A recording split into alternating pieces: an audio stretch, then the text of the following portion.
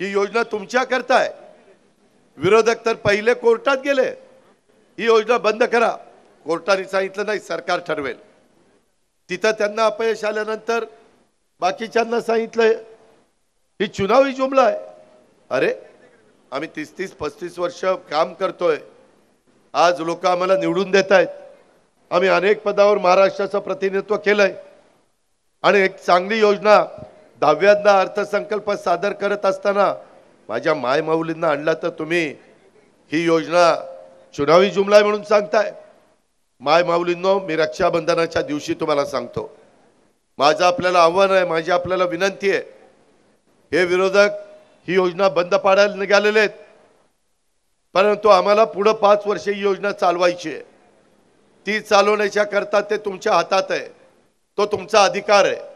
तो बाबासाहेब आंबेडकरांनी संविधानाच्या माध्यमातून आणि घटनेच्या माध्यमातून तुम्हाला दिलेला आहे।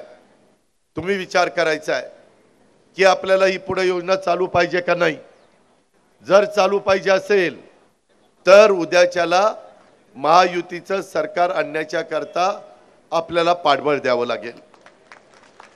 काही ठिकाणी महाराष्ट्रामध्ये घड्याळाचं चिन्ह घेऊन उमेदवार उभे राहतील महायुतीचे, काही ठिकाणी धनुष्यबाणाचं चिन्ह घेऊन उभे राहतील आणि काही ठिकाणी कमळाचं चिन्ह घेऊन उभे राहतील। एकनाथराव शिंदे, मी आणि देवेंद्रजी आणि आमची सगळी टीम काम करते। आम्हाला कामाचा अनुभव आहे, आम्ही कामाची माणसं आहेत, आम्ही बिनकामाची माणसं नाहीत। आम्ही एवढ्यावर थांबलो नाही।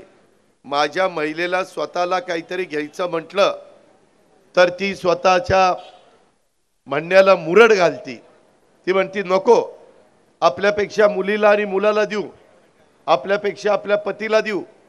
ही आपली महाराष्ट्राची संस्कृती आहे, ही महाराष्ट्राची परंपरा आहे। परंतु आमचं असं मत आहे की जरूर मुलीला मुलाला द्या, पतीला द्या, परंतु तुम्हालाही काही घ्यावंसं वाटतं त्यावेळेस तुम्ही घेतलं पाहिजे। तुम्हाला आश्चर्य वाटेल मायमाऊलींनो, बहिणींनो, आम्ही ज्यावेळेस बघितलं हे ज्यावेळेस अकाउंटला डीबीटी केलंय, भ्रष्टाचार कुठेही नाही, डायरेक्ट तुमच्या आधार कार्डशी लिंकअप केलंय।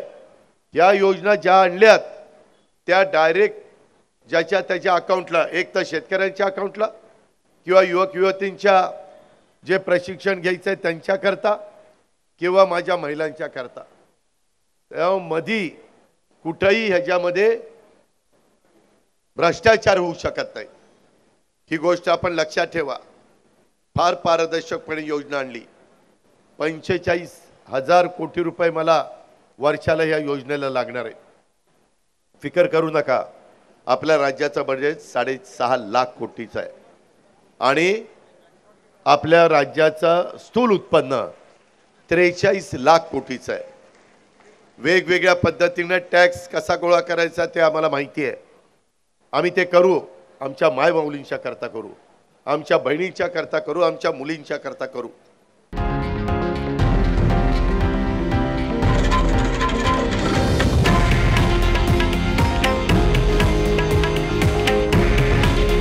हे आहे देशातील नंबर 1 न्यूज नेटवर्क आणि आपण पाहत आहात TV9 मराठी।